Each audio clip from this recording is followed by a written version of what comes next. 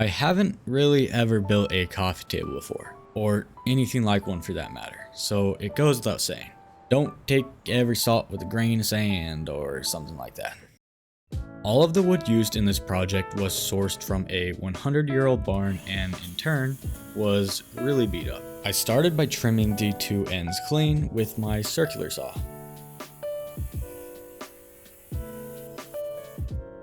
I used a flat board as a reference surface and shimmed the board to keep it from rocking. Then I sent it to the planer to make it, plane.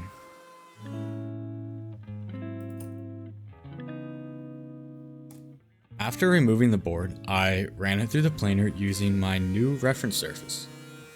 I now have two parallel planes. This stock is big enough for two boards, so I split it down the middle with my table saw. I had to do this in two passes, one on top and one on the bottom. At this point, I started working on the base. This is some 1-inch tube, and I am initially breaking it down with an angle grinder before cutting the angles with my portaband. This has got to be my most recommended tool for steel. It doesn't shoot sparks everywhere and it cuts insanely fast.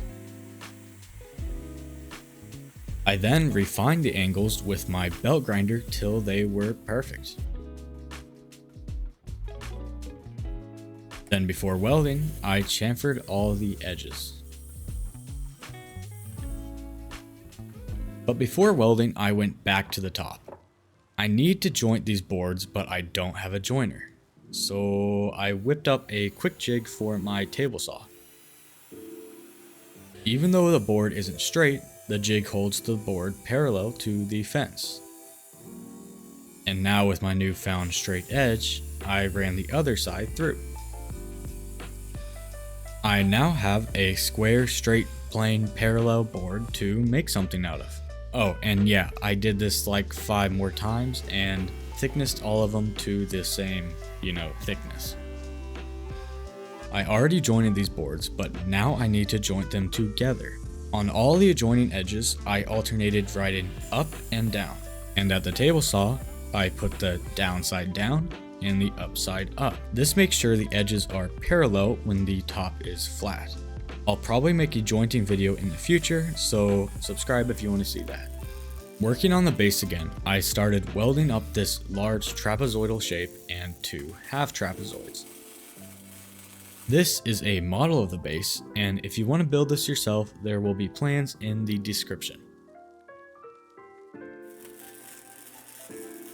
I grinded off all the mill scale and well spatter and used a carbide burr to clean up the welds. I then added some leveling feet by drilling a few holes and welding in some threaded inserts.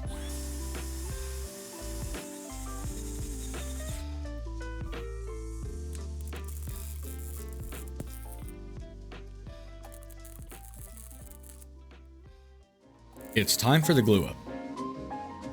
I'm doing this in 3 sections, you'll see why later, and I'm using my glue applicator to apply a pretty excessive amount of glue before clamping it up. I used basically all my clamps for this. This is why I glued it in 3 sections. Each one was able to fit through my planer, which just made the final glue up much easier, effectively going from 9 boards to just 3.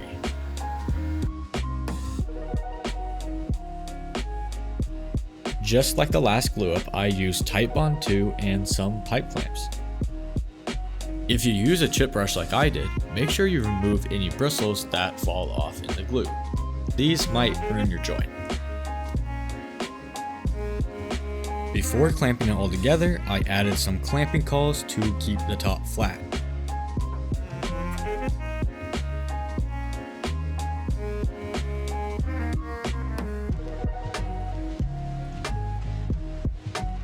And then squeeze it all together.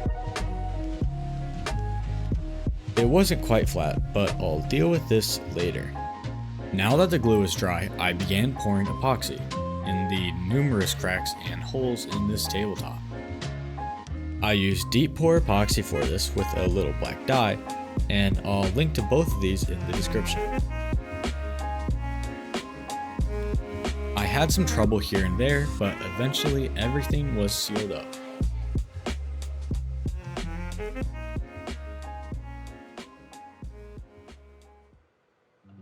I had a bunch of extra thickness, so instead of sanding everything down, I decided to use a router sled.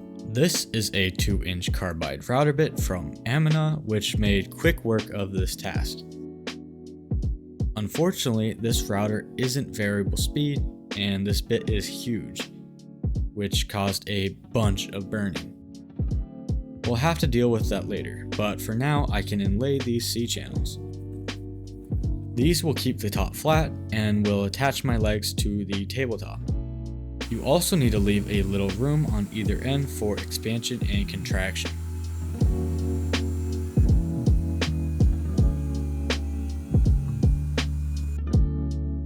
Now I'll drill the holes for the threaded inserts.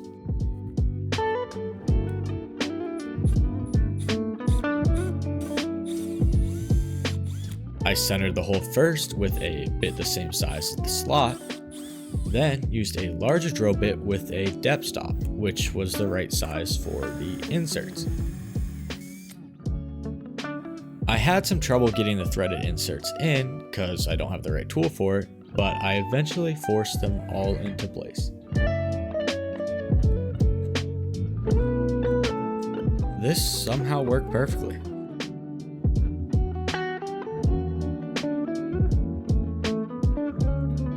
Now to remove these burn marks. I used a belt sander, which is a little risky as it could have gouged my work, but it was worth it as it would have taken nearly double the time with my orbital sander. After I sanded roughly, I filled a lot of the smaller bug holes and sanded it smooth.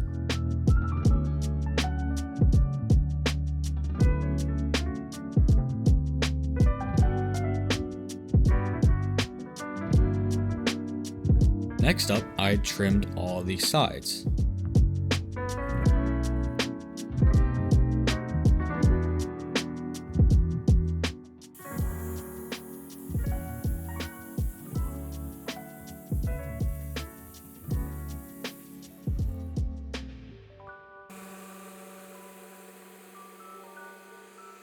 And finally use a 22.5 degree router bit for the bottom edge detail. Then I flipped it over and used a 1/4 inch roundover bit on the top. At this time, I went back to the base and welded my base to the C-channel.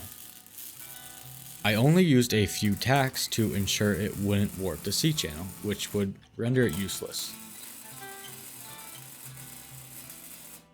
I then primed, painted, and added some clear coat. Let's finish this thing. I went through the grits from 80 all the way up to 220 in 50 grit increments, using my new favorite sandpaper, 3M Extract. This stuff is awesome and I highly recommend picking some up. I went back and forth a few times sanding, filling, and then sanding again until everything was perfectly smooth. With the sanding complete, I applied my finish. I'm using cotton white Rubio Monocoat, which is super easy to mix and apply.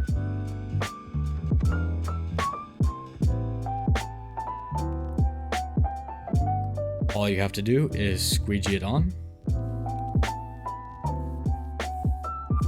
and buff it in. And there you go. Let's assemble this thing. All I had to do was flip it over, grab the legs, and bolt it on. And it's finished.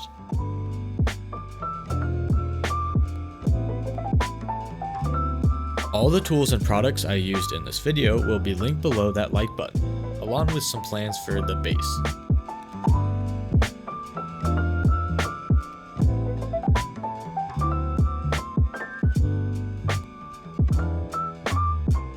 I really hope you enjoyed this video and have a great rest of the day.